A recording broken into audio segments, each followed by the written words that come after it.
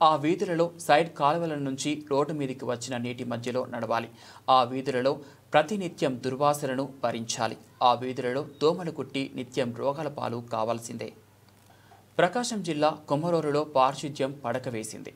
వర్షాకాలంలో పరిశుభ్రంగా ఉంచవలసిన సైడ్ కాలువలను అధికారులు పట్టించుకోకపోవడంతో కాలువల నుండి మురికి నీరు రోడ్ల మీదకి వస్తున్నాయి.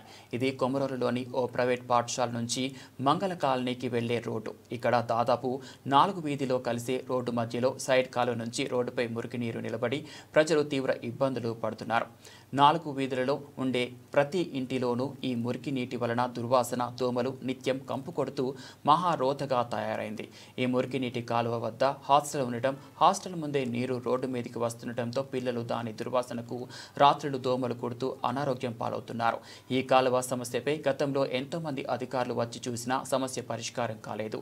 ఈ సమస్యపై పంచాయతీ ఎగ్జిక్యూటివ్ ఆఫీసర్ బ్రహ్మయ్యను వివరణ కోరగా ఆ వీధులలో కొన్ని ఇళ్లవారు కాలువలు శుభ్రం చేయించడానికి నిరాకరిస్తున్నారని, కాలువలపైన అరుగులు నిర్మించుకున్నారని, అందువల్లే సమస్య ఏర్పడిందన్నారు.